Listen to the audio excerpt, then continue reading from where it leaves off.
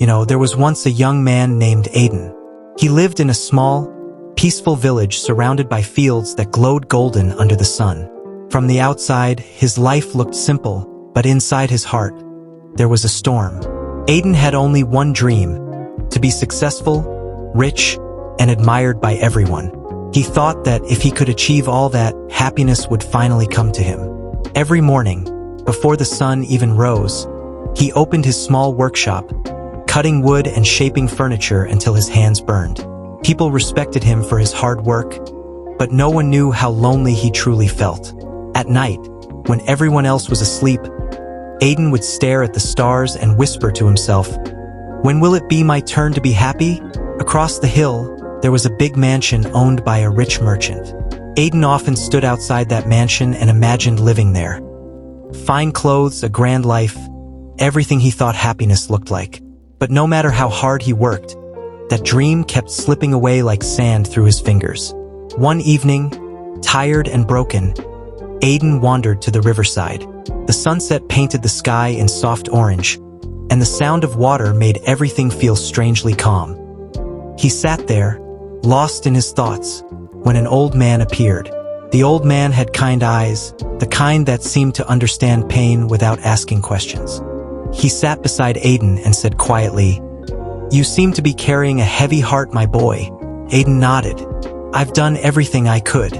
I've worked hard, but I still don't feel happy. Maybe I'm not meant to be." The old man looked at the river and said, "You're looking for happiness in the wrong places. You're chasing it like a shadow, but it's always been with you." Aiden frowned, not understanding. "Listen," the old man said softly. "Every morning, you see the sun rise, right? Do you ever thank it for returning? Every time you take a breath, do you realize how precious it is? Gratitude, kindness, peace. That's where true joy hides. Stop chasing what the eyes can see and start feeling what the heart already has."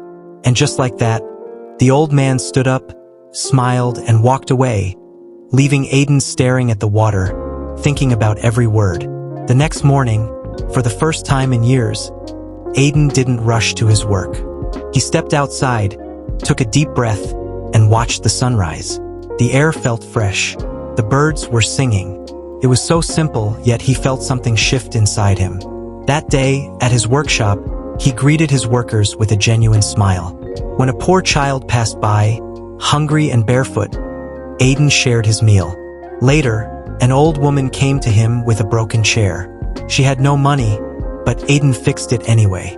For the first time, instead of exhaustion, he felt warmth in his heart. As days turned into weeks, Aiden realized something. Joy wasn't a reward for success. It was a quiet feeling that came when he stopped running and started living. He laughed more often. He noticed beauty in small things. The sound of rain, the smell of wood, the laughter of children passing by. His workshop slowly became a happy place. People loved coming there, not just to buy furniture but to feel his kindness. And though he still didn't own a mansion, his life felt full. He slept peacefully every night, without the weight of emptiness that once kept him awake. One evening, Aiden found himself back at the same riverside where he had met the old man. The sun was setting again, painting the sky just like before. He sat there quietly, smiling to himself. The river still flowed, calm and endless, and he whispered, "Now I understand. The secret path to true joy was never out there. It was always inside me." And that's how Aiden's life changed. From a man chasing dreams to a man living them, not through riches or fame, but through gratitude and love. His story spread across the village, and people would often say, "If you want to see true happiness, look into Aiden's eyes." Because in the end, the secret to true joy isn't found in what we gain. It's found in what we give, in every act of kindness, and in the peace that comes from knowing you already have enough.